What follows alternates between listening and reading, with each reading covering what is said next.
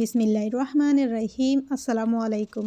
আশা করি সবাই ভালো আছেন। আল্লাহর রহমতে আমিও ভালো আছি। তো শীতকালীন সবজির মধ্যে ফুলকপি হলো অন্যতম। সিম যেমন অন্যতম, প্রধান একটা শীতকালীন সবজি ফুলকপিও তার মধ্যে একটি। তো এখন আমি এই তো ফুলকপিটা কাটতেছি। আজকে আমি সবুজ ফুলকপি রান্না করব।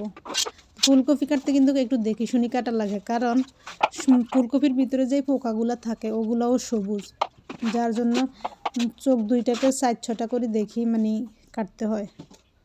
কাটার পর আমি পানিতেও ভিজে রাখছি, এখন ধুয়ে পরিষ্কার করে রাখছি। তো আজকে চিংড়ি মাছ দিয়ে রান্না করব। এই চিংড়ি মাছগুলো হচ্ছে সাগরের চিংড়ি মাছ।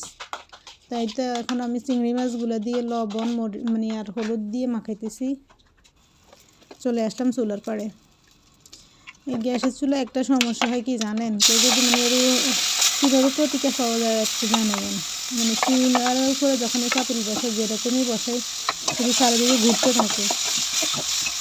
কিন্তু আমি চিংড়ি মাছগুলোকে একটু ভেজে নিচ্ছি তেলের মধ্যে। চিংড়ি মাছ যদি আমি তেলের মধ্যে না ভেজে তার একটা কেমন একটা গন্ধ লাগে আমার কাছে, যার কারণে আমি সবসময় চিংড়ি মাছগুলোকে তেলের মধ্যে ভেজে নিই।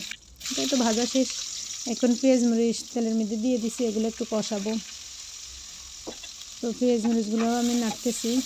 আমার রসুন বাটা ছিল, আসলে আমি না দেখিয়ে আমি ভাবছি যে রসুন বাটা নাই, তো আমি এর মধ্যে কিছু রসুন কুচি করে দিছি। তরকারিটা অনেক মজা হয়েছে আসলে। আমরা এখন তো রান্না করতেছি, তো খাওয়ার পরে তো এগুলো আমি এডিট করতেছি। আমার শ্বশুরের কাছেও মজা লাগছে, শাশুড়ির কাছেও মজা লাগছে। এখনও হাজব্যান্ড খাই নাই, উনি এখনও কাজে। তো এখন আমি এখানে হলুদ তারপর জিরা দিয়ে এগুলো একটু মশলা দিয়ে কষাই নিয়েছিলাম। কষানোর পরে এখন ফুলকপি আর আলু দিয়ে দিছি।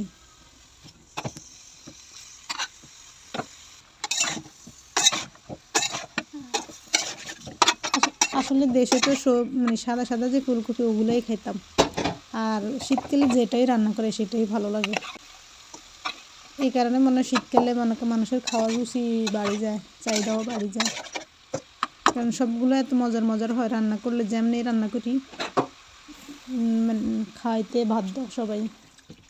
আর গরমকালে পানি খেতে খেতে সবার পেট ভরে যায়, যার কারণে আর অন্য কোনো খাওয়ার চাহিদাও থাকে না। তো এই তো আমি এগুলা কষানোর পরে পানি দিয়ে দিছি। এখন বলক আসারে টমেটো দিয়ে দিছি। টমেটো প্রথমে একটু ভাবছিলাম যে টমেটোগুলো উপরে থাক, ঢাকনা দিয়ে রাখবো, পরে না ভাবছি একটু ভিতরের দিকেও দিয়ে দিই। এতে লবণ লাগবে, আমি লবণ দিয়ে দিছি কিছু। এডিট করতে যে আমি যখন দেখছি তখন আমার আবারও খাইতে মন চাইতেছে। তো এখন ধনিয়া পাতা দিয়ে দিছি।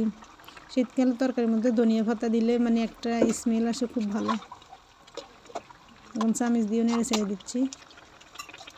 দেখছেন কি সুন্দর কালারটা আসছে। তা আমি পাতিলটাও চেঞ্জ করে নিছি, কারণ এর তেলের পাতিল ছিল, তো এখন এটার মধ্যে রাখি দিছি। কেমন হয়েছে তরকারিটা জানাবেন।